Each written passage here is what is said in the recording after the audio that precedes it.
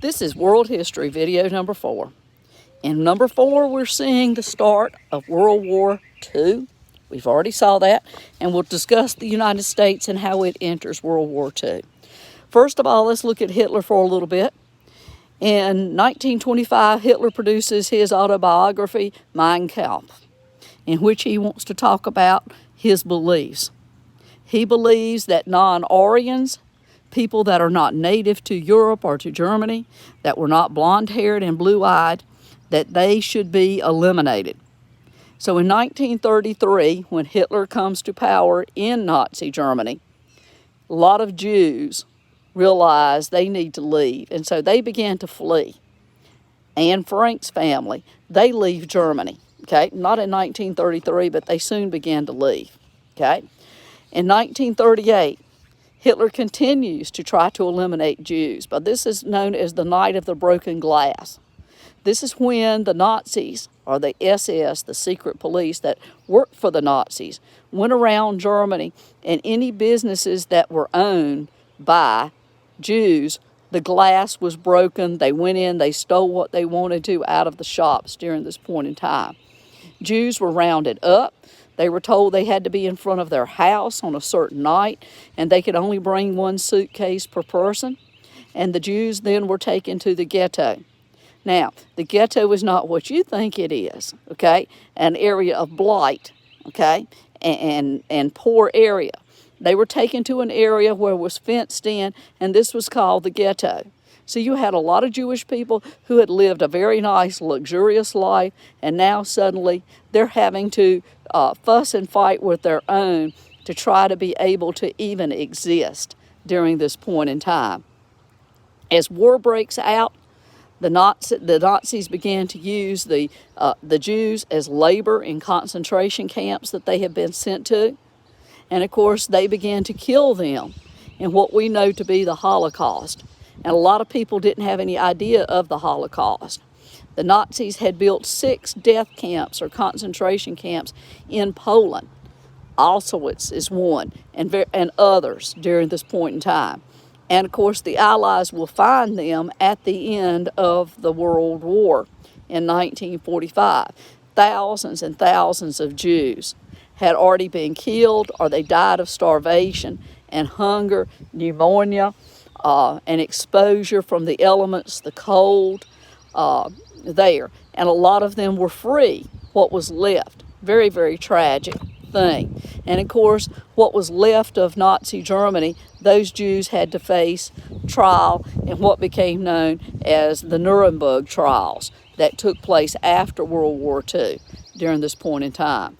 Now, the United States, starting about 1939, no longer is focusing on the New Deal, okay? We had New Deal 1, New Deal 2.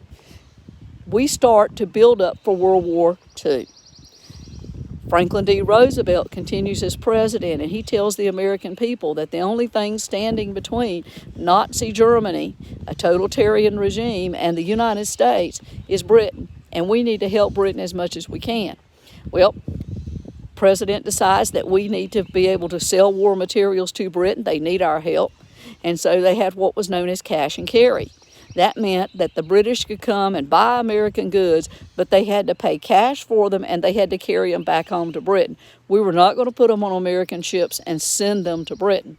As Britain runs out of money, we began what was known as Lend-Lease. That's where we would lend the war materials to Britain, and at the end of the war, we expected Britain to be able to pay us back for that, Lend-Lease. In the meantime, and starting about 1939, the United States military began a military draft where we began to draft young men about 18 to approximately 32, 33 years old, and to start building up our military. This is what gets the United States out of the Great Depression, was hiring people to work in war industries, where you had people that, or you had companies that had a government contract to make military boots, okay, to make guns, to make weapons, okay. Assembly lines were converted from building cars to building tanks, to building airplanes during this period of time. We start to build up. Now, the United States and Japan had entered into negotiations. Japan wanted Of course, Japan had become militaristic and had taken over in Southeast Asia a lot of areas that they wanted rubber, for instance. They took over countries that had rubber. They took over countries that had other natural resources that they needed for their industry, and they wanted to build up as well. Well, the United States and Japan are into negotiations about aviation fuel. We're not going to sell them any aviation fuel. The Japanese do not like that, and so in order to get back at us on Sunday morning, December 7th, at about 7 o'clock Hawaii time, they attacked Pearl Harbor. What Japan had not realized was they had awakened a sleeping giant in the United States. We're going to be able to mobilize. We've already been mobilizing, preparing to fight this war, and we're going to fight a two-front war. We're going to be fighting in Europe, and then we're going to be fighting another war in the Pacific. My uncle was at Pearl Harbor when Pearl Harbor was attacked that Sunday morning.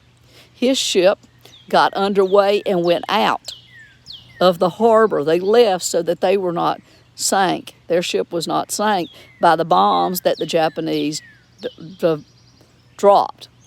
Anyway, one of the things he told me was the fact that when the bombing started, he was in his bunk and he thought, what's going on? You know, we don't practice war drills on a Sunday. And anyway, it was the Japanese attacking. Thank you very much.